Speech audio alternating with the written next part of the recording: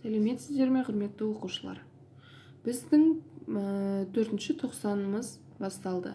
4-ші тоқсанымызда қазіргі әлемде болып жатқан вирусқа байланысты қашықтықтан оқитын боламыз. Ендеше біздің бүгінгі сабағымыз, алғашқы сабағымыз математика сабағы. Математика пәнінің бүгін қоршаған орта бөлімінің тиімді есептеу тақырыбында есептер шығарамыз.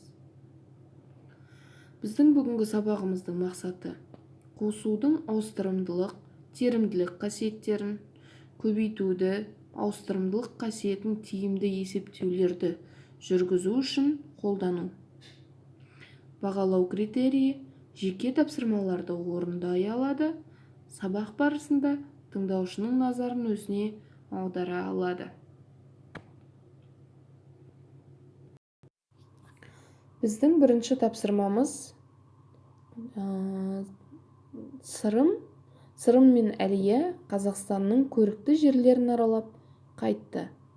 Есептеуді тиімді тәсілмен орында, өрнектердің мәнін өсу ретімен ата, сонда балалардың бұл орындарда қандай ретпен болғанын анықтайтын боласың дейді.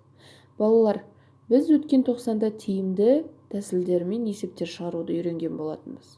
Ендеше соны бір есімізге түсіріп алайық. 24 қосу 32, қосу 16, қосу 8 өрнекті тиімді тәсілмен есептеу. Осы өрнектегі өзімізге ыңғайлы екі қосылғышты қосып толық ондыққа айналдырамыз. 24 қосу 16 тең 40, 32 қосу 8 тең 40. Яғни 40 қосу 40 тең 80.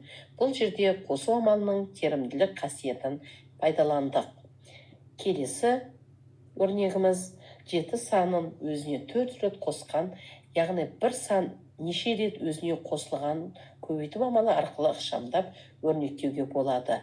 7-ді 4 рет қоспай, 7-ді 4-ке көбейтеміз. 7 көбейту 4 тең 28. Бұл жерде қосу амалын көбейту амалымен алмастырамыз. Жаңағы видеороликтегі өткен тиімді тәсілмен есептер шығару бойынша тақырыпты бір қайталап өттік. Ендеше бастайық. Мысал ретінде алғашқысын көрсетіп өтейін. Іле Алатауы. Іле Алатауында 4 пен 4-тің қосындысына 4-ті қосып, оған тағы да 4-ті қосып, оған тағы да 4-ті қосқан. Яғни 4-ті бұл жерде бір-біріне 5 рет қосылып тұр. Демек, бұл жерде бұл есепті көбейту амалына ықшамдағанда 4 пен 5-тің көбейтіндісінің мәнін табасыңыздар. Келесі, Іле өзені. Іле өзеніндегі есепті шығаратын болсақ, бұл жерде 11 мен 3-тің қосындысына 7-ні қосқан және де оған тағы да 9-ды қосқан. Бұл жерде есепті ыңғайлы тәсілмен шығару үшін 11 мен 9-ды қосып ондыққа айналдырып аламыз. 3 пен 7-ні қосып ондыққа айналдырып аламыз. 11 мен 9-дың қосындысының мәні 20-ға тең, 3 пен 7-нің қосындысының мәні 10-ға тең. Яғни 20 мен 10-ның қосындысының мәні 30-ға тең. Осындай тиімді тәсілдермен барлық есептерді мәнін тауып алып, одан кейін ретімен орналастырамыз. Біздегі келесі тапсырма салыстыр, екінші есеп. Екінші есептегі тапсырманы өздерің мұқият орындаңдар. Салыстыру амалын жазамыз. Келесі тапсырмамыз үшінші есеп. Есептерді шығар. Кері есептер құрастырып, оларды шығар. Үшінші есептің А нұсқасы.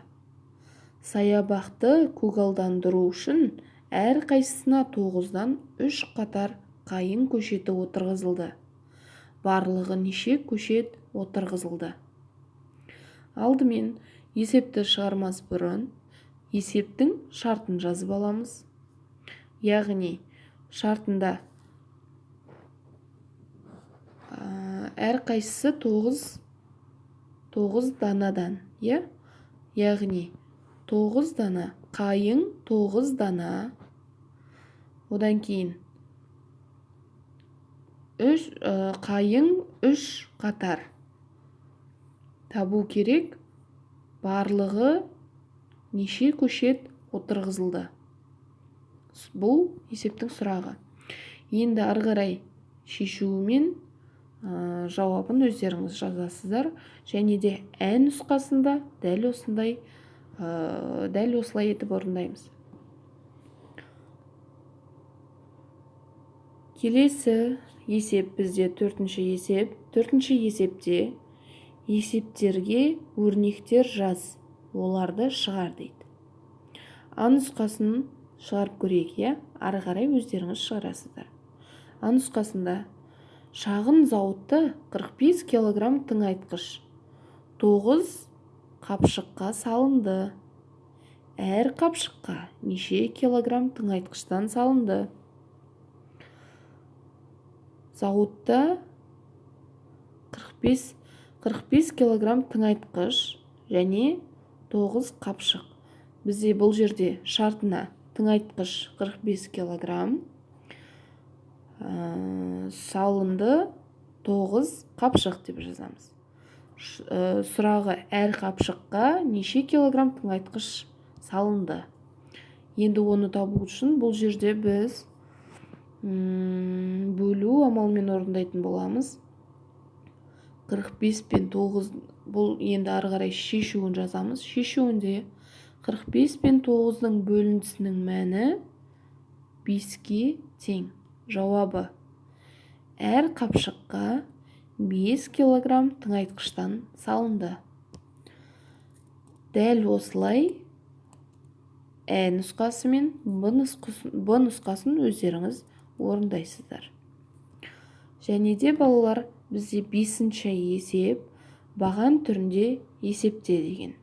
Бұл есепті үй тапсырмасына аламыз.